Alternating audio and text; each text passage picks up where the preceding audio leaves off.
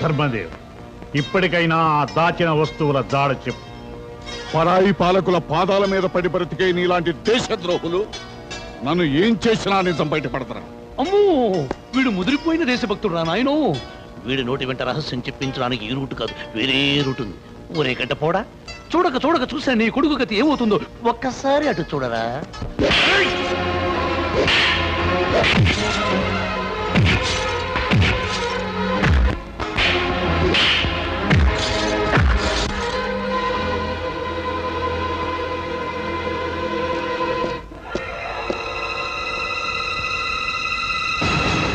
నీ కళ్ళ ఎదురుగా నీ కొడుకు కళ్ళు పొడి చేస్తాం, కళ్ళారా చూసు.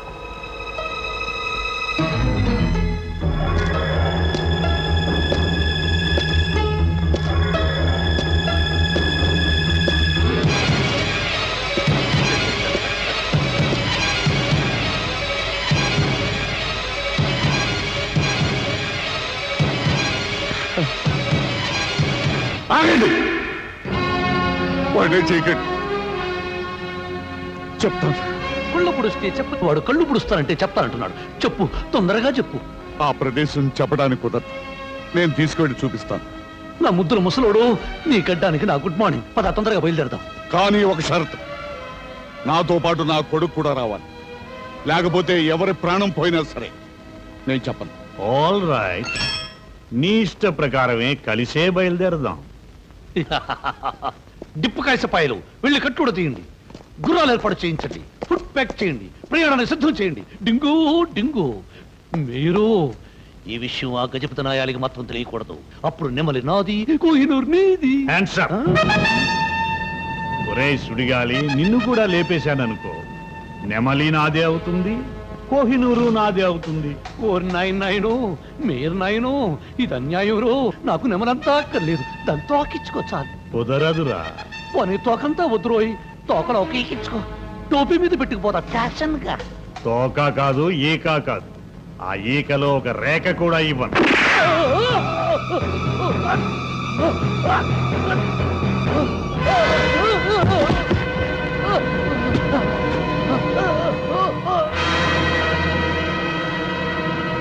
Come on.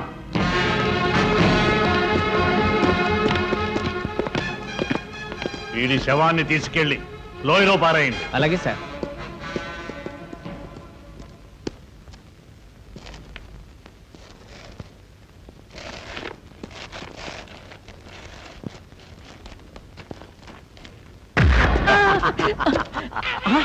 ఎరా బుడన్ కైగా బతుకున్నున్న లాగడం తప్పు కదరా బాబు.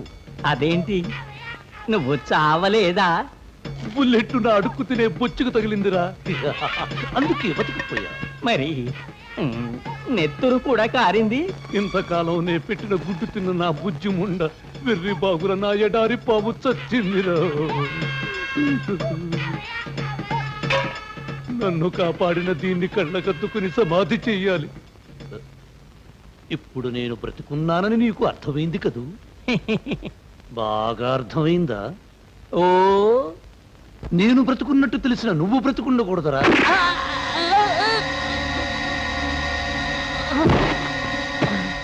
సమసమ్మగా ఉంది.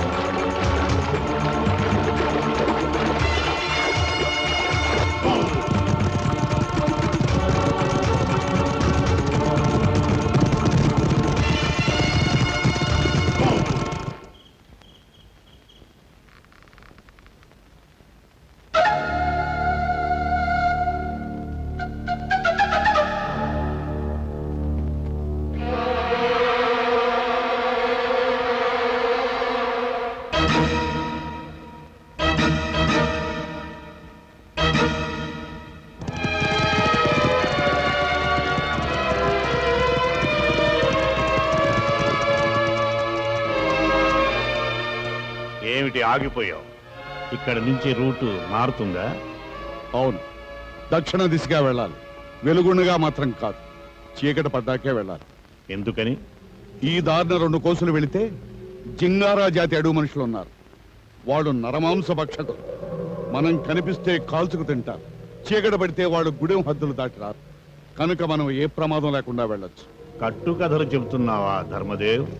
నా మాటలు కథలు అనుకుంటే నువ్వే వెళ్ళి చూడు. నిజమేమిటో నీకే తెలుస్తుంది. ఆల్ రైట్, రాత్రి అయ్యే వరకు ఇక్కడే ఆగుదాం.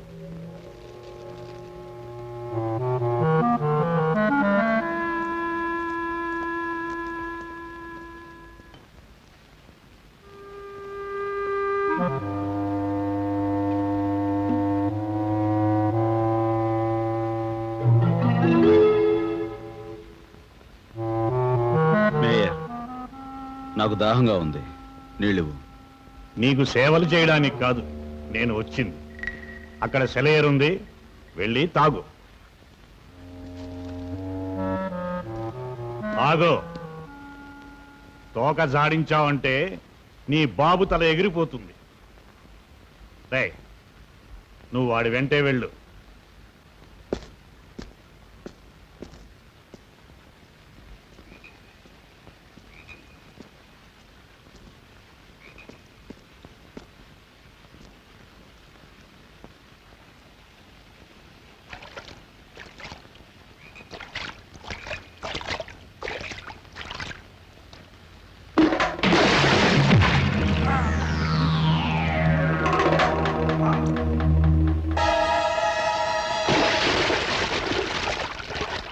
మంచినీళ్లకంటూ వెళ్ళిన నీ కొడుకు ఇంకా రాడేమిటి? ఏట్లో నీళ్ళన్నీ తాగేస్తున్నాడా? రే, వెళ్ళి చూసిరా.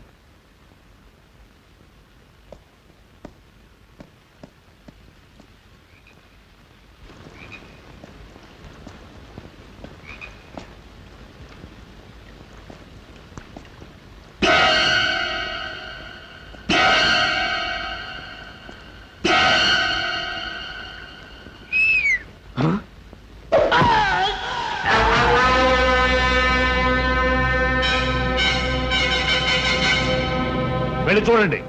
ఏదైనా తేడా వస్తే కాల్చిపారే. వీడికి నేను కాపలా కాస్తాను.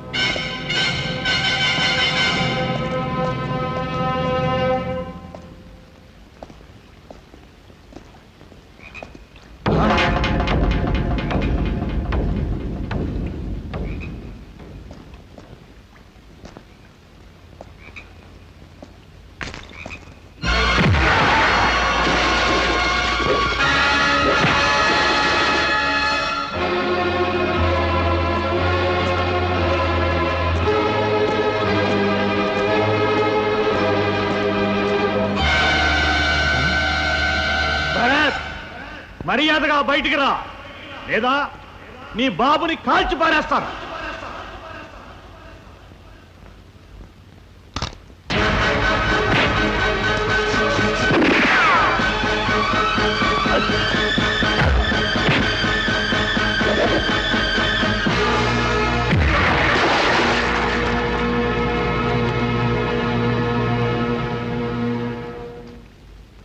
నాన్నగారు, ఆ నిధున్న చోటుకి వెళ్దాం, పదండి. పద.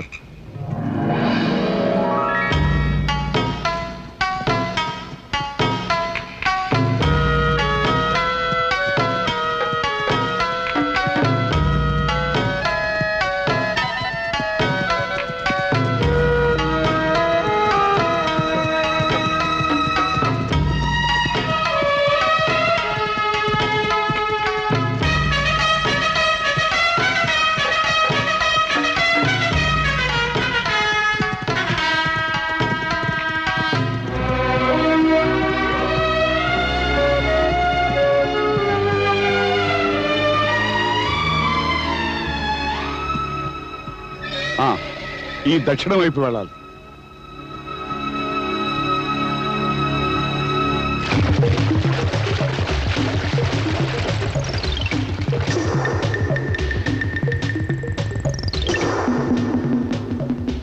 ఈ డింగు నాయర్ ఆ మేయర్గాడి మనిషి. వీణ్ నా మేయర్గాడు చంపడం. ఆ భరత్గాడు వాడి బాబు చంపి ఉండాలి. అయితే వాళ్ళు ఆ రంజిత్ గారిని కూడా లేపేసి ఉంటారంటావా? శవానికి అనుకో చెప్తుంది. నన్ను అడుగుతావేంటి? అసలే నేను కన్ఫ్యూజ్ అయ్యుంటే. మొత్తానికి ఈ దారి వెంట వెళ్ళుంటారని తెలుస్తుంది. అది ఎవరైనా చెప్పగలరా సొంత? వాళ్ళు ఎటు వెళ్ళుంటారో చెప్పాలి. అవిగో నీళ్ళ మీద అడుగులు, చిచి గట్టు మీద అడుగులు. ఆ నాయాళ్ళు ఇటు వెళ్ళుంటారు. పదండి పట్టుకుందాం.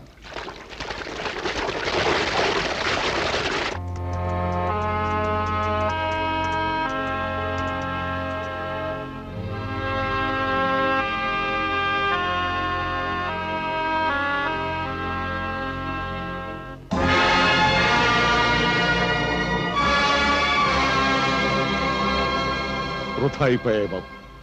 ఇంతకాలం నా తపన, ఇంత దూరం మన ప్రయాణం వృధా అయిపోయాయి. ఇప్పుడు ఆ సంపద దగ్గరికి మనం చేరుకోలేం. నాన్నగారు, అవును బాబు, ఆనాడా పెట్టితో నేను ఇక్కడికి వచ్చాను. ఈ 2 కొండలను కలిపే ఈ వంతెన మీదుగా అవతల వైపుకి వెళ్ళి భయంకరమైన ఆదిమనవాసులు ఉండే గుహలో ఆ పెట్టెను భద్రపరిచాను.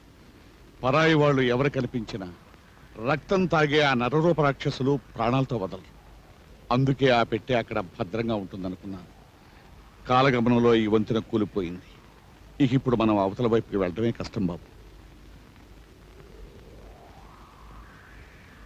నాన్నగారు, ఈ లోయం దాటి వెళ్ళి ఆ పెట్టె నేను తీసుకొస్తాను. బాబు, ఆ సాహసం ప్రాణానికే ప్రమాదం.